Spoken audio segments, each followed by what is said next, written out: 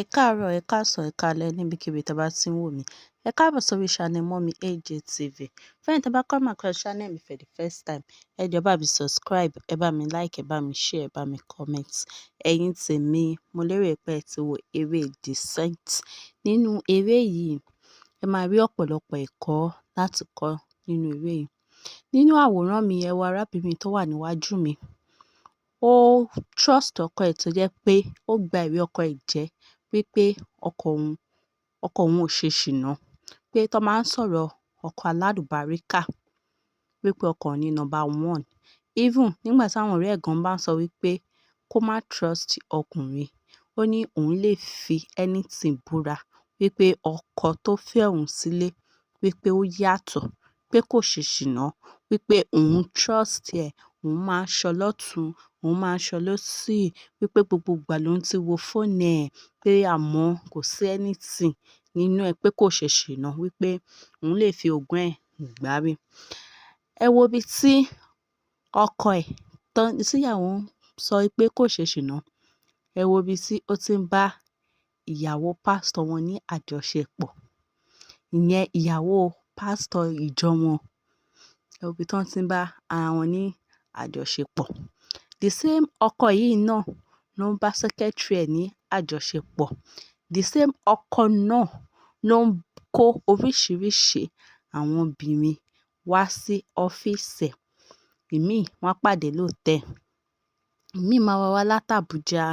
Ìmíì máa wá from different states náà ti máa wá.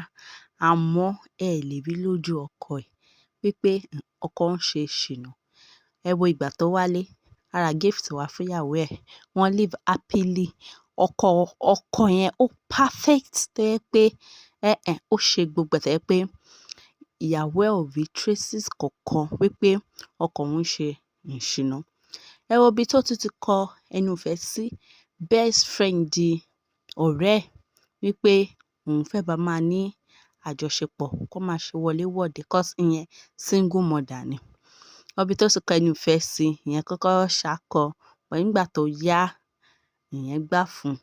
Ẹ wo ibi tó ti jọ wà, ibi tó ti ń jẹun, tó ti wá ń play role bàbá fún ọmọ ọ̀rẹ́ ẹ̀ yẹn. Ẹ wá wo ibi tí wọ́n ti gbéra wọn jáde tó jẹ́ pé wọ́n ti live happily. Ìyàwó ò dẹ̀ mọ̀ cause anytime tí ìyàwó bá fẹ́ lọ sí ọ̀dọ̀ ọ̀rẹ́ ẹ̀, ó sì máa sọ fọ́kọ ẹ̀ wípé òun fẹ́ lọ sí ọ̀dọ̀ ọ̀rẹ́ òun, ọkọ ẹ̀ ò ní lọ síbẹ̀. By the time tí ìyàwó bá fẹ́ kúrò, ìyàwó á tún sọ fọ́kọ ẹ̀ pé òun ti fẹ́ kúrò, òun ti padà lọlé. Ẹ mọ̀ àwọn ìyàwó tó jẹ́ pé ó máa ń give ọkọ updates everywhere tó ń bá lọ, nǹkan tó máa ṣe every second, tó jẹ́ pé wọ́n máa fún ọkọ ní updates nípa life wọn. Òun ni ìyàwó yẹn.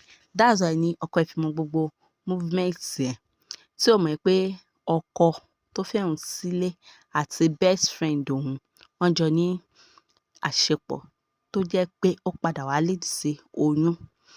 Nígbà tí èyí obìnrin wá sọ fún ọkọ rẹ̀ pé òun ti lóyún o, ọkọ rẹ̀ wá sọ pé òun ò lè gbà wípé kó lọ ṣẹ́ oyún yẹn, pé báwo ló ṣe máa ní oyún fóun now, pé ṣèbó mọ̀ pé ọkọ ọ̀rẹ́ ẹ̀ lòun jẹ́.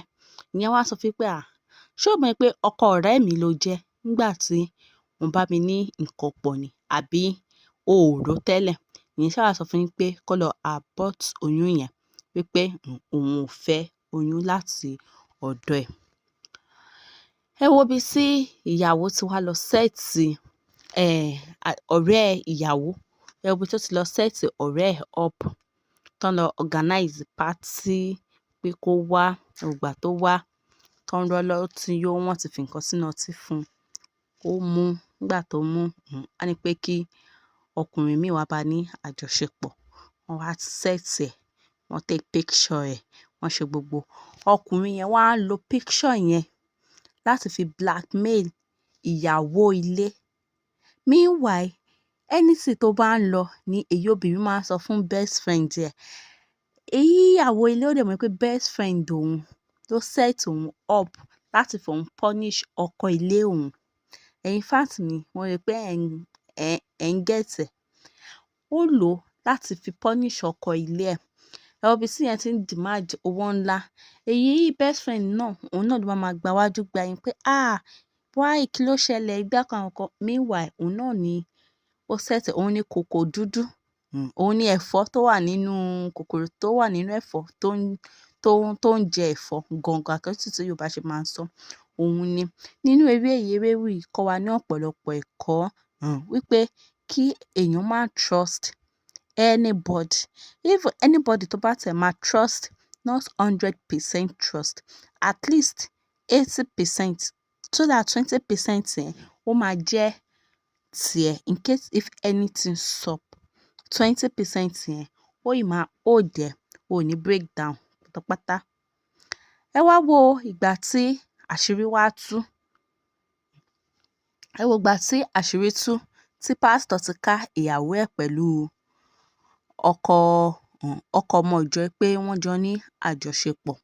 Ẹ wo ìgbà tí ìyàwó pásítọ̀ wá ń bẹ pásítọ̀ pé kó jọ̀ọ́, pé kó dáríjì òun, wípé èṣù ló yá òun lò.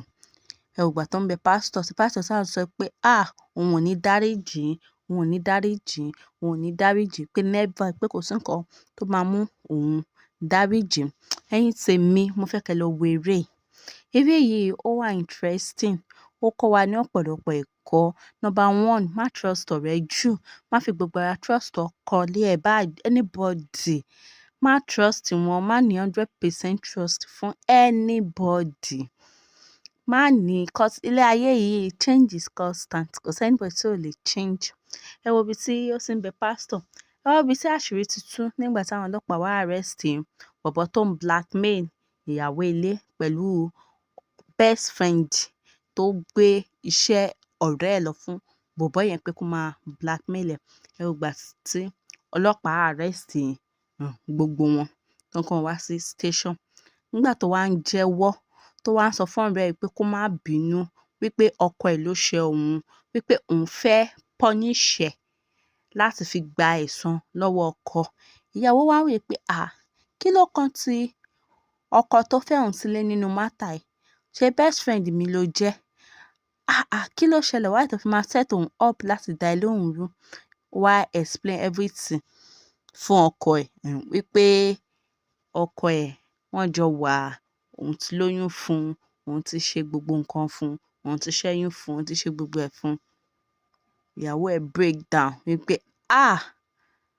ní ìwọ tó jẹ́ pé òun trust, òun lè fi anything búra fún pé no, kò lè ṣe é, wípé so fọ́ hands òun.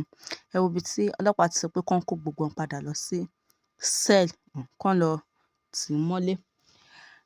Ìyàwó break down tó jẹ́ pé ó dùn. Ẹ wá wo ibi tí ọ̀rẹ́ ọkọ tí wọ́n sọ fọ́kọ ẹ̀ pé but òun warn ẹ now, wípé gbogbo ìwà tó ń wù yìí, wípé ó máa padà backfire sí ẹ. Tó ní ó sọ pé kó má worry, pé kó máa jayé lọ kíníkan kíníkan. Ó lóun warn ẹ. Ìyàwó ọ̀rẹ́ ẹ̀ ṣáà ń sọ fún pé gbogbo nǹkan tó ń ṣe yẹn kó lọ jáwọ́, kó bẹ ìyàwó ẹ̀, ó ṣáà bẹ̀ ṣá, pé kó lọ jáwọ́, kó bẹ ìyàwó ẹ̀. Ẹ̀yin tèmi, mo fẹ́ kẹ́ lọ wo eré yìí. Eré yìí ó kọ́ wa ní ọ̀pọ̀lọpọ̀ ẹ̀kọ́. Nínú eré yìí náà, ó jẹ́ ká máa ṣe dáadáa. Cause kí àṣírí bọ̀bọ́ yẹn tó tú, ọpẹ́lọpẹ́ gate man wọn, òun ló help ìyàwó ọ̀gá ẹ̀ láti jẹ́ kí ọwọ́ àwọn ọlọ́pàá tẹ bọ̀bọ́ tó blackmail ẹ̀. Tí ó bá jẹ́ ìwà dáadáa tí ìyàwó ọ̀gá ẹ̀ hù sí, gate man wọn bá má help ẹ̀. Meanwhile àwọn dẹ̀ ní lọ́kàn pé gate man gan lè help òun. Nígbà tí gate man wá bá pé madam, ẹ má bínú, ṣé òun lè dá sí ọ̀rọ̀ tó wà nílẹ̀, pé ṣé òun lè help ẹ̀? As in, ó wò ó pẹ̀lú one kind night pé help wo ni ìwọ fẹ́ render nínú gbogbo nǹkan tó ń ṣẹlẹ̀ yìí. Àmọ́ ó ṣáà ní okay, let me give it a try. Ìgbà tó help ẹ̀, òun ni ọwọ́ àwọn agbófinró fi tẹ bọ̀bọ́ tó blackmail. Ẹ̀yin tèmi, mo fẹ́ kẹ́ lọ wo eré yìí. Eré yìí wà interesting. Fẹ́yìn tẹ́ bá ti wò, ẹ bá mi comment. Ṣùgbọ́n ẹ̀yin tẹ́ bá ti wò náà, mo fẹ́ kẹ́ lọ wò, mo fẹ́ kẹ́ comment. Ẹ má gbàgbé láti like, share, comment and subscribe. Thank you guys. See you guys in my next video. Bye.